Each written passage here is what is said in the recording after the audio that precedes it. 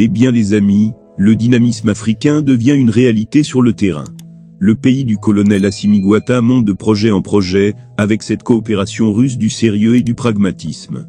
Ces caractéristiques conviennent au partenariat entre le Mali et la Fédération de Russie. Au-delà du secteur de la défense et de la sécurité, les deux pays entendent cheminer ensemble, dans les domaines du développement économique.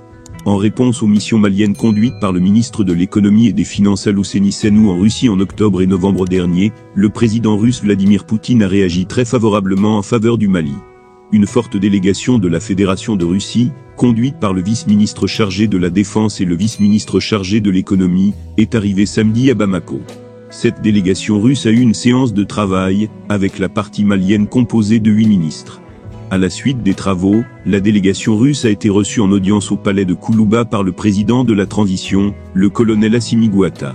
Au terme de cette rencontre, le ministre de l'économie et des finances a précisé que les deux vice-ministres étaient accompagnés par des experts dans les domaines de la sécurité, de l'économie et surtout des infrastructures. Selon Alousseni Senou, l'envoi de cette mission russe fait suite aux visites que la partie malienne a effectuées en Russie, au cours desquelles ont été signés plusieurs mémorandums d'entente sur la réalisation de certains projets structurants de développement.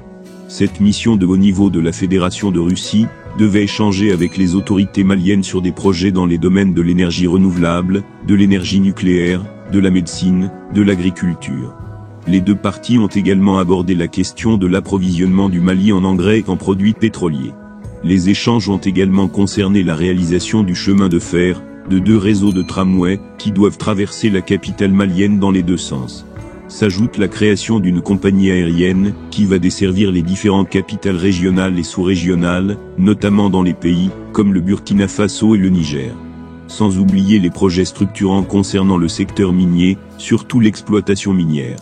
Selon le ministre de l'économie et des finances, la mission russe de haut niveau a assuré que le président de la Fédération de Russie a pris bonne note de ces questions de développement. Cette délégation est venue pour confirmer et conforter le peuple malien que la Fédération de Russie sera à nos côtés pour nous accompagner dans la réalisation de nos projets de développement, a soutenu M. Alousseni Senou.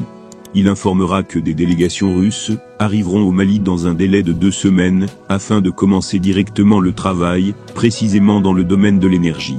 Je cite parce que nous avons estimé que l'énergie est un problème majeur aujourd'hui. Une délégation sera à Bamako, pour évaluer la problématique de l'énergie, et nous permettre de régler très rapidement toutes les questions liées à la fourniture de l'énergie, a-t-il annoncé.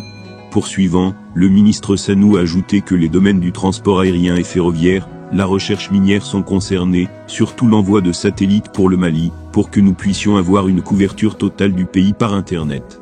Des réseaux de télécommunications aussi, pour faire un cadastre minier.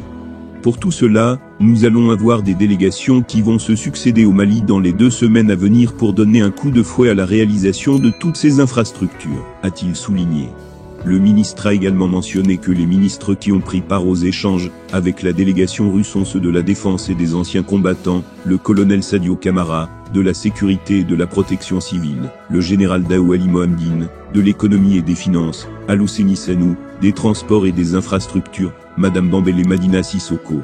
Étaient également présents les collègues de l'enseignement supérieur et de la recherche scientifique, Bourmar Conseiller, de la communication, de l'économie numérique et de la modernisation de l'administration, Almadou Ilen, de l'agriculture, Lassine Dambélé, de l'industrie et du commerce, Moussa Alassane Diallo, ainsi que des mines, Mamadou Keita.